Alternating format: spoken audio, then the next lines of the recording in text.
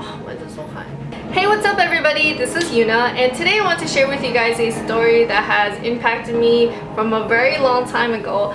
And if it wasn't for everything that has happened, I would not be the person that I am today. So hopefully you guys can relate to it and not make the same mistake that I did. So before I give you guys the whole details to everything, I'm just gonna give you guys a heads up that this story is very long. It can be told between 1 hour to 24 hours, but I'm gonna try my best to condense it for you guys, or maybe put it in chapters. Let's rewind back to when Yuena was 14 years old. I was very naive. I definitely thought that my first boyfriend was going to be the one that I was going to marry, the one that I was going to have babies with, the one that I was going to live happily ever after with.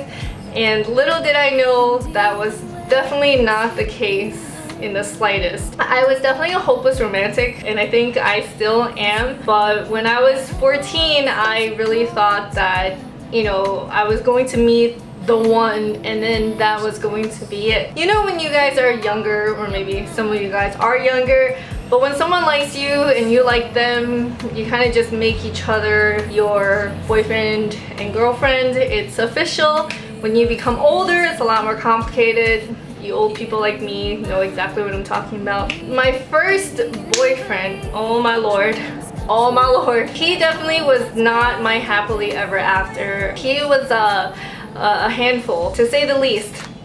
So when we first met, he was dating about 7 girls, supposedly, and you know, that should have been like my first warning sign, but he made me feel all special and flirty when he told me that he dumped all the 7 girls for me. And yeah, I don't know what I was thinking. I think if I had a daughter now that told me they were going to be dating a guy that had 7 girlfriends at the same time, I would just like lock her up in a cage or something. We clicked really well, and right off the bat, as soon as we met, we just kind of had a very weird chemistry, and he definitely made me feel very special. Like, he was really good at that, and you know, that should have been another warning sign, because I'm like, yeah, you know, like, he shouldn't be so good at this. But I said I wasn't allowed to date and all this other stuff, you know, 14-year-old problems. Like, I don't know, he somehow convinced me that this would somehow work out, or that we were meant to be with each other or whatever. Beginning of the relationship was amazing, and by beginning of the relationship I meant like the first year. He was very romantic. Like, he had always surprised me, done really romantic stuff like rose petals all over the place with candles. I swear, like 14-year-olds to 16-year-olds, like, these boys are so creative. So this money that he was using on me was actually stolen, but that's a whole nother story. So back to the story number 1. So towards the 2nd year in our relationship, he started to become really jealous. Jealousy became overprotectiveness.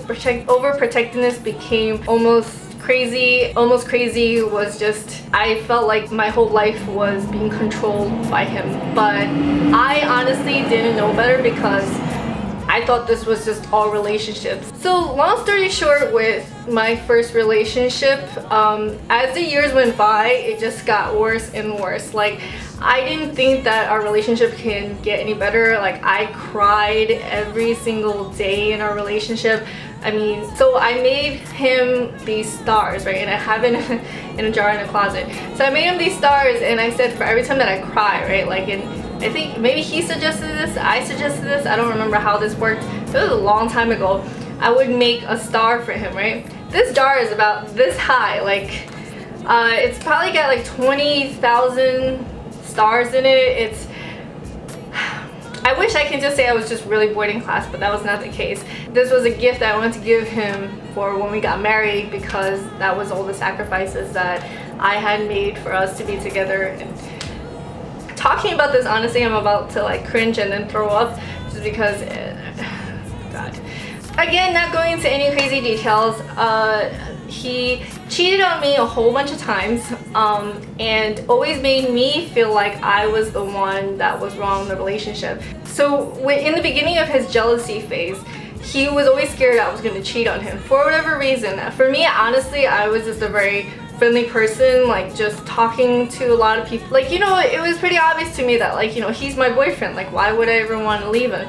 But to him, he was just like, oh, like, what are you doing talking to that person? Like, what were you trying to do by purposely sitting next to a guy in a handball court? I don't know, so everything I did somehow made him think like I was trying to do something. And yes, he was definitely a very insecure person. You know, everything was just my fault. I was just thinking like, okay, well, I'm sorry. And I apologize a lot. And I think that's where I started to apologize to like everything. Like I bump into a chair and I apologize to the chair. But the most ironic thing about all of this is that he was actually the one cheating on me. And for whatever reason, I just kept getting back together with him. Whenever someone asked me like, why would you possibly do that? And I would just say like, he made me feel like I couldn't be with anybody else besides him. He always made me feel like, oh, you know, if you don't have me, then you have nobody. Always put me down, said very negative things to me, never really encouraged me. There was one time where I think it was junior year in high school, I won the talent show in my school, and he got so mad because he didn't like me doing anything with entertainment. I joined the drama club in my freshman, sophomore, and junior year, and he hated it. He was just like, oh, you're just an attention whore. And I'm like, how am I an attention whore? And he said, well, why would you possibly be doing acting and all this other stuff? I said, well, I like making people smile and I like making people laugh, and like that's just what I like to do. And he's just like, so that's what you want, is that you really want attention. And so I promised him that the talent show was going to be the last thing I was going to do. And he was just like, no, if you do it, like, you know, I will be mad at you for a really long time, or this and that and that. Just throwing like a lot of stuff on me. Honestly, I don't even remember like most of these things. It's a very vague memory right now, because I can look back and pretty much laugh at it and being like, damn, that was such a stupid time in my life. So I ended up winning the talent show, and when he, you know, obviously refused to go because he wasn't going to be supportive, and he came over afterwards and I showed him my trophy, and I was just like, look, and it was just like this big trophy. He's like, put it away. I don't even want to look at it. Like, it just reminds me that you disobey me. In my head, I really thought, like, what am I, a dog? I know you guys are thinking like all these things are like absolutely awful to say to someone. Like, how can you possibly stay with someone like, you know, that says all these terrible things to you? Honestly, at the time, I wasn't even allowed to talk to anybody. Like, literally, I wasn't allowed to go home with anybody. I wasn't allowed to like join any clubs except for the ones that I already told you about. He didn't want me to like talk to anybody, and now I understand why, because I think if I spoke to everybody else about our problems, I would pretty much figure out like, oh, like this person is not treating me right. But at the time, since I wasn't really allowed to talk to anybody else, how was I supposed to know? At some point, I called my best friend, Anita from my soulmate video. I called her from a closet. It was really that bad. Like, he physically watched me delete like every girl and guy off my phone. The only like 3 people I had left in my little Nokia phone back in the day was my mom and my dad and my best friend. Being that I wasn't really allowed to talk to anybody about any of this, I really thought I was doing the right thing, because I figured this was the guy that I want to spend the rest of my life with, so I'm gonna make him happy with whatever he wants. Really pathetic, I know. The other thing is that he also made me feel like all my friends were evil somehow. Like, he would just be like, oh, I don't like her because she does this, or I don't like her because she does that. But actually it was because my friends were trying to protect me from him, and then he would turn it around and say, you know, they're trying to do something like shady to you. And then the other one was because he was actually cheating on me with that person, so he didn't want me to talk to that person.